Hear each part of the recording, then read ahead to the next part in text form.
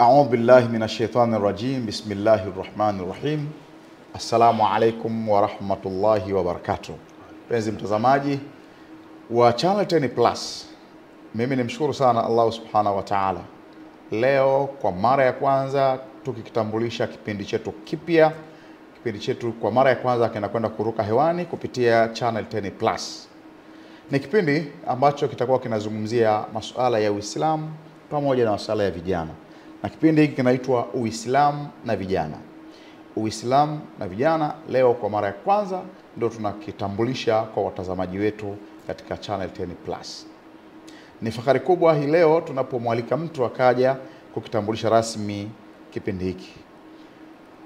Kama nilivyosema ni Uislamu na Vijana, na leo tutaangalia nafasi ya kijana katika Uislamu. Nafasi ya kijana katika Uislamu. Tumemwalika mtaalamu ambaye atakuwa anapitia katika mada hiyo, Sheikh Hassan Ali Ramadhani Hobe. Huyu ni mwalimu wa dini. Mwalimu wa dini akifundisha maeneo ya Segerea, Mwananyamala na Mkuranga kule maeneo ya Vikindu.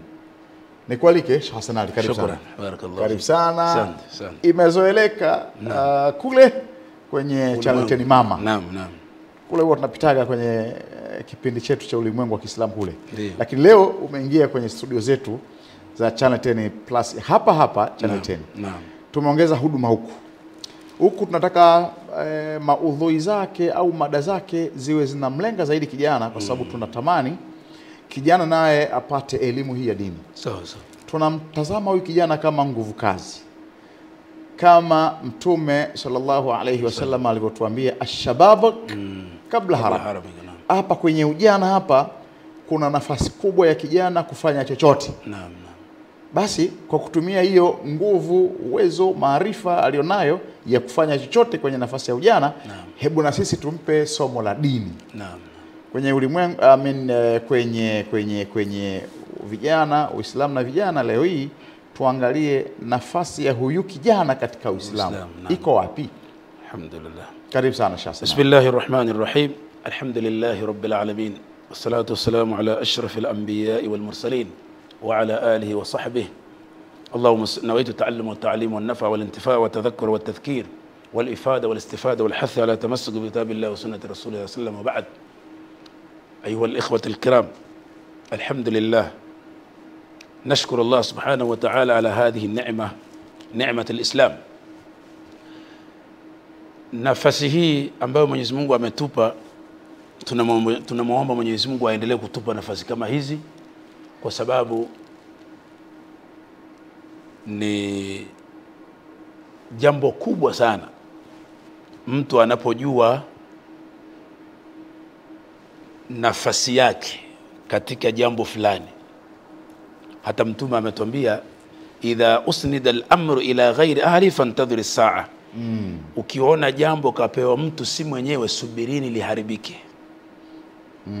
Kwa hivyo leo katika maana yake mtu akijibebesha jambo au akipewa jambo ambalo yeye mwenyewe hajui kwamba hausiki pale au hana uwezo nalo, subirini kuharibika. Sahihi. Kwa hivyo pia kutaka kujua nafasi ya kijana, maana yake kijana ajitambue nafasi yake Mungu aliyompa, mambo mengi yatatokea mazuri. Kwanza ulama wanatuambia innal waqta ni'matun 'azimatun wa jalila. Yani nafasi, muda ni neema kubwa sana. Neema, yani muda.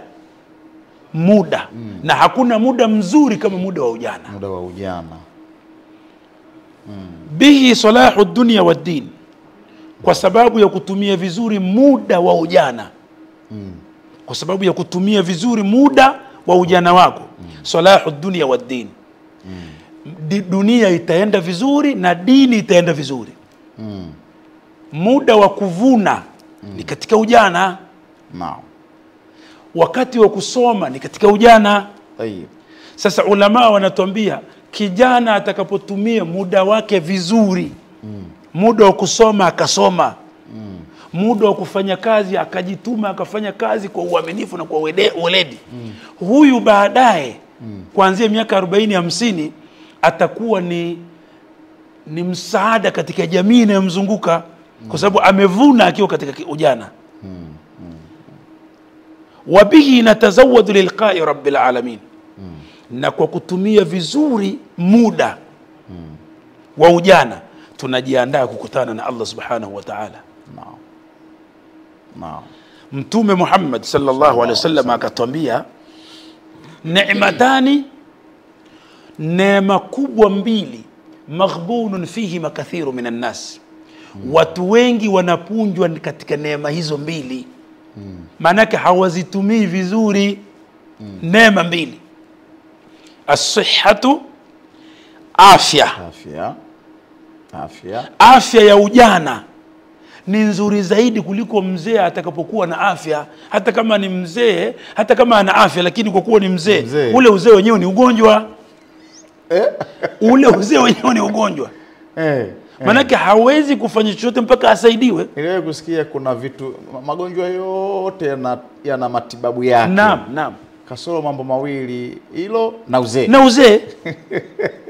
Kwa hivyo Mtume hapa anasema neema ya kwanza kubwa ni as-sihha. Ni ile afya, ule uzima. Afya wakati wa ujana. Unaweza kuzungumza vizuri. Unaweza ukafanya kazi vizuri, unaweza ukaenda safari zote zile. Lakini mzee hata kama haumwi, yeye mwenyewe ni mgonjwa. Ukimuona hospitalini mwenyewe unampisha. Tembea yake shida. Na sote ni wazee watarajiwa.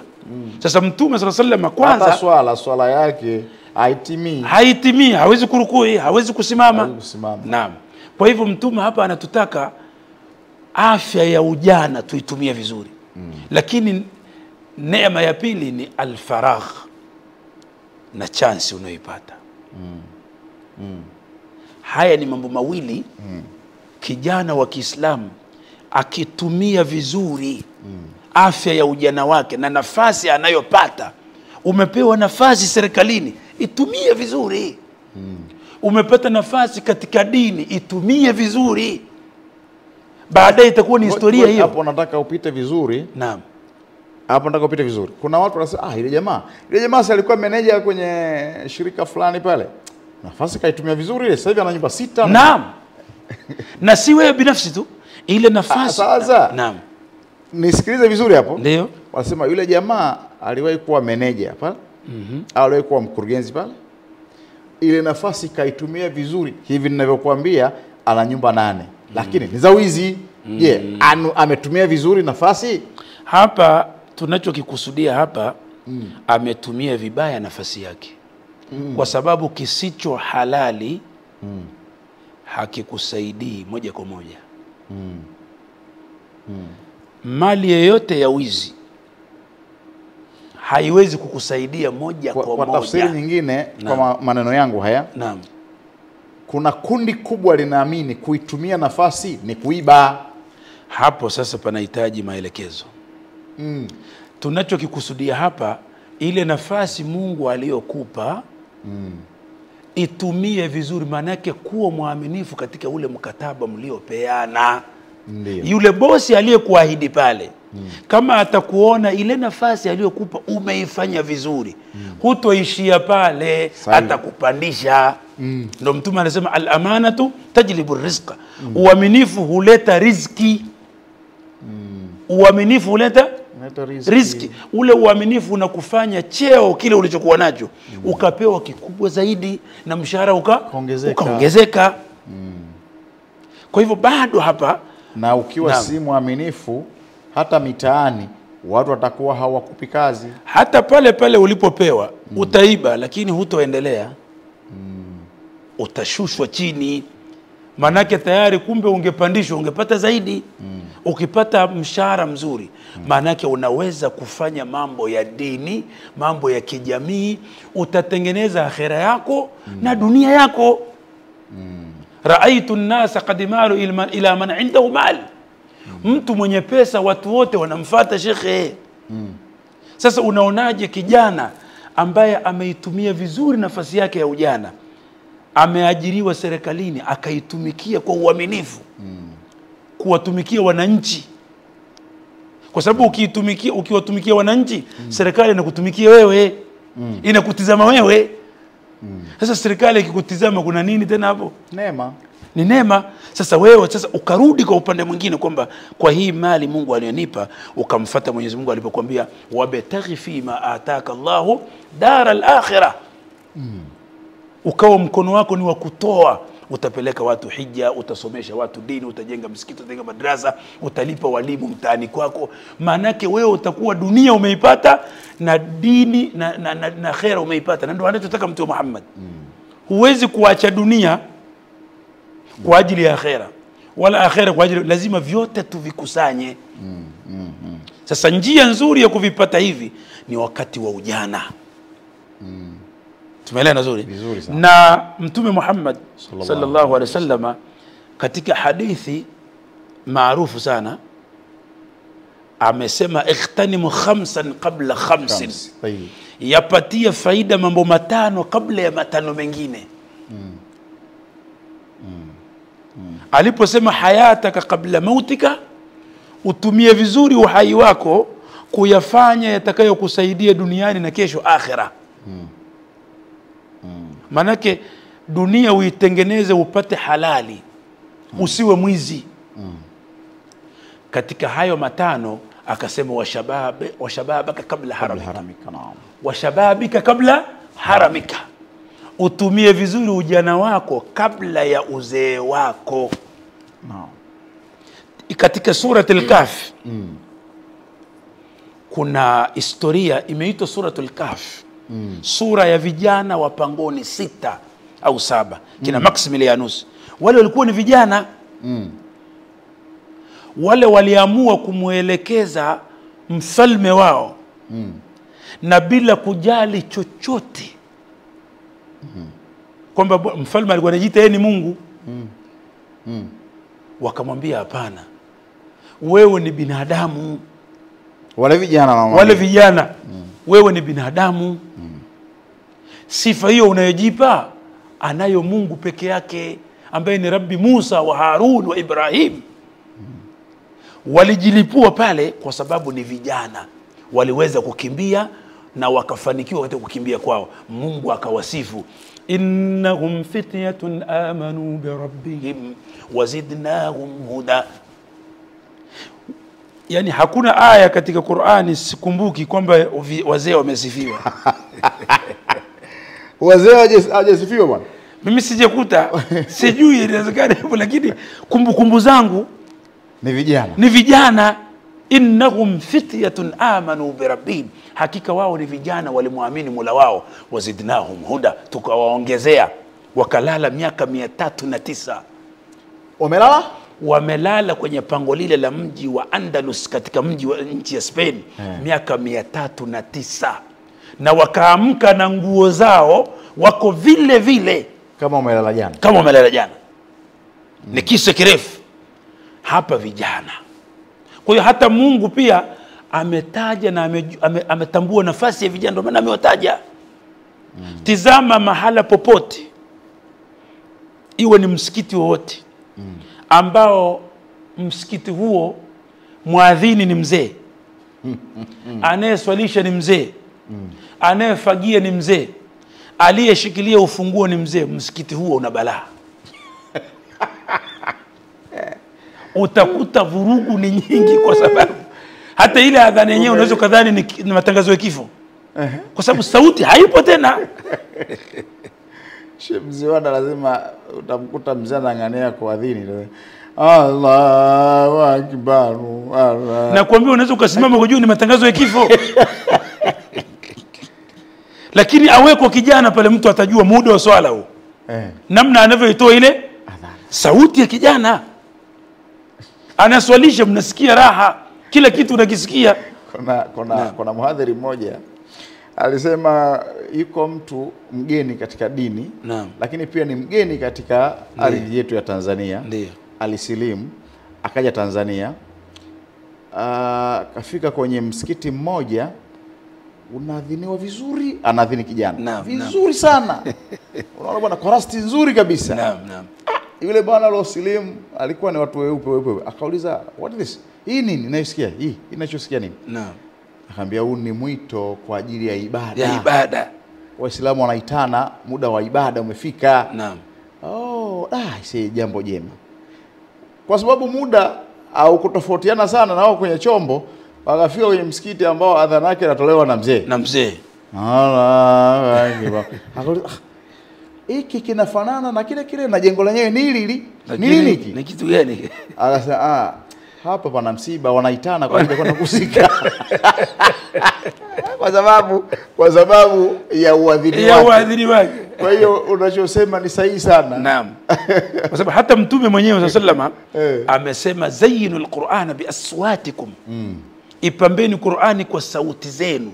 Sasa nitizamie katika wasomaji wote wa Qur'ani. Kuna mzee, wengi ni vijana. Waadhini, hata muadhini au na sauti nzuri vijana. Hata Sayyidina Bilal hakuwa mzee.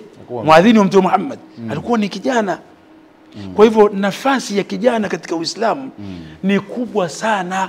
Lakini rudi hapo katika hadithi ya Mtume Muhammad hii kwamba washababika kabla haramika.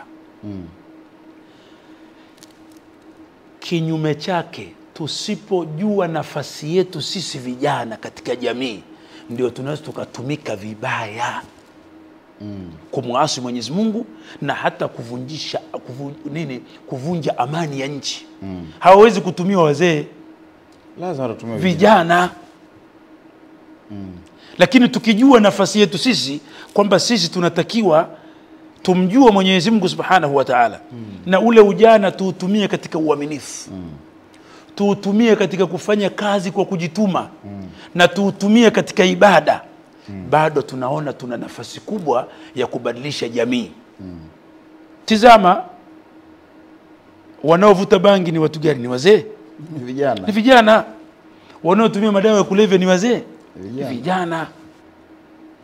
Hata yani kila kitu ni kijana. Kwa hivyo tunachomtaka kijana hapa, wa ayyama alhadathati faghtanimha ala inna alhadathata la tadum. Masiku ya ujana yatumie haraka, hayadumu. Tutumie ujana katika. Tunaposema vijana hapa ni kote, vijana wa kiume na vijana wa kike. Naam, wa kiume na wa kike, na hapa ni kuanzia miaka 15. Ndio ujana. Miaka 15 mpaka 40. Mpaka 40 ujana unaisha. Hapa ndo kuna kila kitu. Mwenyezi Mungu Subhanahu wa Ta'ala ametusifu katika Qur'ani. Maana yake anatupa nafasi ya kujitambua sisi. Usitumike we kijana vibaya. Tumika katika manufaa yako wewe na manufaa ya jamii iliyokuzunguka, lakini kwa uaminifu na katika jambo ambalo Mwenyezi Mungu analiridhia. Tusitumike katika miziki. Miziki manufaa tunapata, lakini tunamuudhi Mwenyezi Mungu Subhanahu wa Ta'ala. Tutatumika katika mambo mabaya. Yale mambo mabaya tutapata manufaa ya kidunia, lakini kwa Mwenyezi Mungu Subhanahu wa Ta'ala tutaenda ulizwa na kuna adhabu. Kwa hivyo kijana wa Kiislamu, kwanza Mtume anasema man arafa nafsa faqad arafa rabbah. Aliyejua nafsi yake amemjua Mola wake. Hata ile aya Mwenyezi Mungu aliposema ya ayyuhalladhina amanu taqullah waltanzur nafsum ma qaddamat lighad. Mtu aangalie nafsi yake imetanguliza nini kwa ajili ya kesho. Hapa kijana. Tumeelewana nzuri? Kwa sababu kijana akiweza kujua kwamba Mwenyezi Mungu Subhanahu wa Ta'ala amemsifu katika Qur'ani. Ndiyo maana sasa Mtume kataja katika ambao watakuwa kwenye kimvuli cha Mwenyezi Mungu. Wa shabun nashaa fi ibadati rabbi. Kijana aliyekulia katika ibada ya Mola wake. Kijana. Tukulie katika ibada. Uislamu haujakataza kufanya shughuli za kidunia. Naam. Ambazo zitatuletea kipato. Lakini shughuli zile ziandane na uaminifu na kumwogopa Mwenyezi Mungu Subhanahu wa Ta'ala. Sawa. Isipatikane tunataka mapenzi ya nafsi yatawale kwa ajili yetu sisi, bila kuangalia aliyeumba hiyo nafsi. Sawa kabisa. Nafsi ni kweli inatakiwa uipe baadhi ya mambo, lakini hapo hapo ujue kwamba kuna aliyeiumba. Sasa tanguliza kwanza anayoyataka aliyeumba hiyo nafsi kabla ya wewe mwenyewe. Kwa sababu mwanadamu kama tutakavyoeleza ana maadui wanne. Na hao maadui wanne wanachukua nafasi kubwa ya kumharibu kijana. Katika maadui hao wanne ni an-nafs, nafsi. Mtume anasema aduwika nafsuka allati baina jambayka, adui mkubwa ni nafsi yako. Nafsi inataka kila kitu ikamilishe hapa hapa. Na Mwenyezi Mungu anataka ukamilishe ibada zake hapa duniani. Sasa mtu ima achague, kijana achague awe ni mtumwa wa nafsi au ni mtumwa wa Allah subhanahu wa ta'ala. Na ndio penye uzito hapa. Lazima kijana ajue kwamba katika moja ya nafasi yake ni kujua nafsi yake ni adui yake. Kwa hivyo apambane nayo kuhakikisha asifanye mambo ambayo yatamkera aliyeumba hiyo nafsi. Sawa kabisa. Kwa nini nasema hivyo? Inna Allaha ja'ala likulli insanin hayatain. Mwenyezi Mungu amempa kila mwanadamu uhai wa aina mbili. Hayatun fi dunya tantahi fi ayi lahadha. Kuna uhai wa hapa duniani muda wote unamalizika. Sekunde yote ile unamalizika. Wa hayatun fil akhirah, na kuna uhai baada ya kufa. Tabda'u fi ayi lahadha, utaanza muda wote. Falula qalqatratun, huwa dunia ni kama tone la maji katika bahari. Dogo sana. Dogo sana. Wathaniya kalbahari, ule uhai baada ya kufa ni kama bahari. Kwa hiyo hapa duniani ishi utakavyoishi ni kama katone tu kidogo sana. Tambua maisha ya akhera ni marefu na yanaanza muda wote. Kwamba yani mwanadamu akifumba macho kwa kifo ameshaingia kwenye maisha mengine marefu zaidi. Sisi tunaona kuna tuliowazika tayari wana miaka 200 wameshakufa. Miaka 200 maana yake wana maisha ya miaka 200 tayari na zaidi ya hapo. Tena wanaishi, tena wanajijua vizuri. Lakini kinachowahuzunisha baadhi yao ni kwamba ujana wao waliuzamisha katika mapenzi ya nafsi. Sasa yale madhambi yaliyochumwa katika ujana ndio yanawaangamiza katika kaburi. Mtu anaumia leo kuona amekaa Oysterbay hapa, yuko Masaki, yuko maisha haya mimi itakuwaje mbele niendako? Naam. Anaweza kwenda kupata maisha bora kule kuliko haya ya Masaki. Sio anaweza, haqiqatan. Mtume anasema al-qabru imma rawdatun min riyadil janna. Lakini sasa maisha yale Sheikh Aisha Mkalinga, yale maisha ya pale baada ya kufa yanategemea ujana wako ule umaliza, ule uchakaza wapi. Hapa yale maisha ya kabrini yanaendeshwa na maisha ya duniani. Uliishi vipi? Na hakuna kitu wanachojuta ndugu zetu waliokufa baadhi yao kama kutumia vibaya ujana wao. Kwenye ujana hapa kama ulivyosema kuna mambo mengi yanapita, na moja kati ya vinavyokwenda kuangusha sana vijana ni ishu nzima ya uzinzi. Naam. Vijana wanawaambia nini hapa? Hapa kitu cha kwanza inatakiwa ujue kwamba kile unachokifanya pale, ile dhambi ya zinaa ile unayoifanya, kuna manne unatoka nayo pale. Hata moja alikukosi. Mtume anasema jambo la kwanza, yudhibu albahaa anil wajhi, ukizini unaondosha nuru katika uso wako. Haya, huna aibu. Hiyo ni Mtume anasema.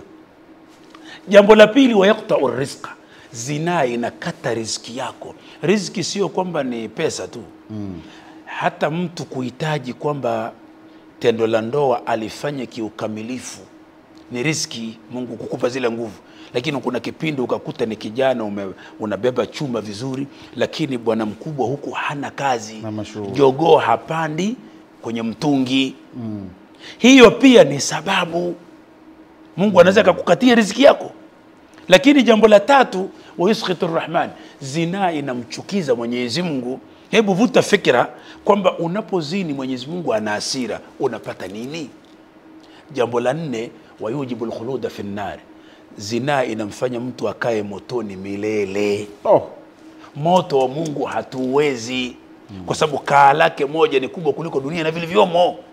Na haya yote zina inavunwa wakati wa ujana. Kukuta mzee anazini, hiyo ni laana tu mara nyingi mwishoni. Lakini sana wanaotawala ni vijana.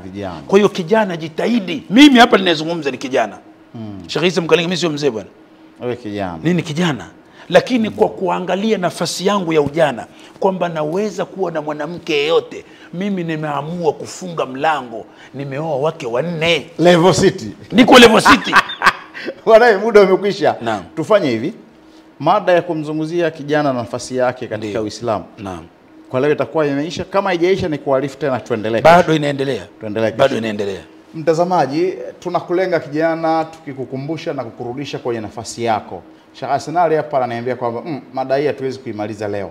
Basi leo tuishie hapa. Lakini kesho muda kama wa leo tutairudia, kwa maana tutakwenda eneo la pili kwenda kuiangalia mengi zaidi. Shabaha ikiwa ni kumwandaa kijana kwa yule aliyetoka arudi kwenye mstari, na huyu ambaye bado hajaharibika abaki hapo hapo. Kesho tutaendeleza hii mada, nafasi ya kijana katika Uislamu. Ni hapa Channel 10 Plus, tukiangalia Uislamu na vijana. Mimi ni Isa Mkalinga, nyuma ya kamera tulikuwa naye Jacqueline Chambega. Basi twende mpaka kesho tupate sehemu ya pili ya nafasi ya kijana katika Uislamu.